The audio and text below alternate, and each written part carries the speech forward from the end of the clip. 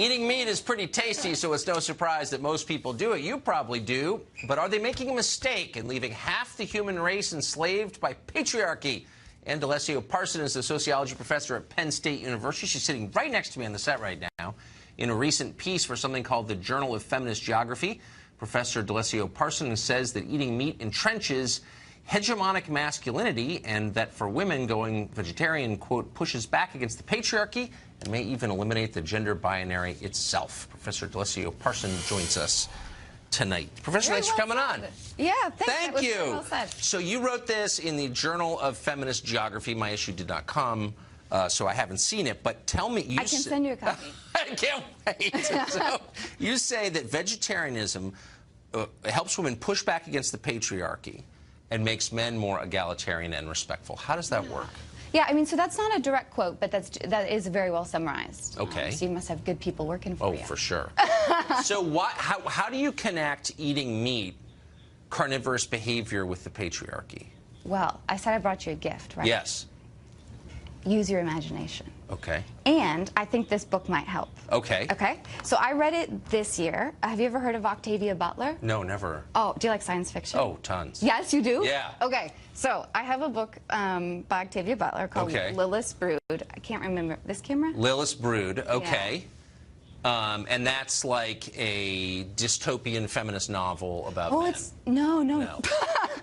You got to read it. It's about carnivores? You got to read it to find out, right? Okay. Well, tell me, do you think that being a vegetarian helps defeat the patriarchy? Well, wait, first, you going to read it? Yeah, absolutely. Okay, so then come on. Yeah, of course. Thank you. All right. And this is the one I'm reading. Okay. And for another partial response, check out this one. Good. So we've sold a couple feminist books here on the book club. They're not just feminist. But tell me, let's get to the nub of it. How I eat meat. Yeah. How am I perpetuating the patriarchy by doing so? Well, okay, there's several ways. One of the ways in which we perpetuate patriarchy is when we take up a little bit too much space. Right. And eating meat is a diet that requires more space on the planet. Well, okay. It requires more resources to produce meat than it does to produce plant-based food. But what does that have to do? I understand that, and I know the environmental argument against eating meat, but you seem to suggest in your piece that there's something about meat specifically that makes men dangerously masculine, and that men who refrain from meat become easier to deal with, or as you put it, more egalitarian. I seem to say in my piece. You said you didn't read it yet. Well, I have the summary right here. Well, you didn't read my words. Well, I think they've got quotation marks around it. Oh, okay. Do you believe that eating meat makes men more masculine? Why are you, I guess I'm wondering why you're so concerned about, men becoming more or less masculine. I feel like this, are you really a professor? Because I feel like this may be performance art. What's performance? No, I'm a professor. Okay. I believe that when you come together, two individuals come together, right? You co-produce knowledge. Okay. So you were saying before you didn't finish college? You co-produce knowledge. Yes. So you tell me this. If I stopped eating meat, how would I be better?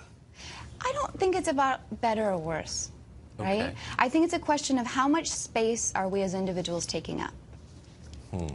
So how much space are we taking up when it comes to what we consume? The tea we drink, I really like tea. I had a package for you. I'll give it to you later.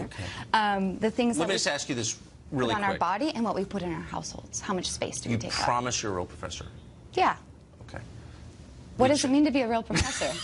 No, this is getting too deep. I'm going to ask you one last final question, which is, I'm getting the sense from what I have read, whether or not you wrote it is another question, but I think that you did, that when men stop eating meat, they change in ways that you think are good.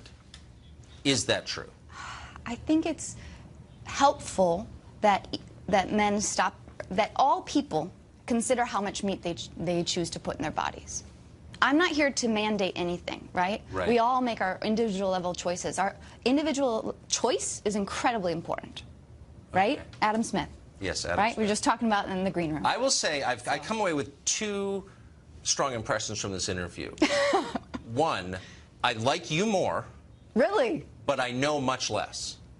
What does that mean? I don't know. Will you have me back to discuss our books? It's a paradox we can talk about. Professor, thank you for joining us. All right. We can't get enough of those racist trees. We'll try to determine just how many trees need to be cut down before racism ends. Maybe it'll be all of them. We'll tell you next. What does that mean?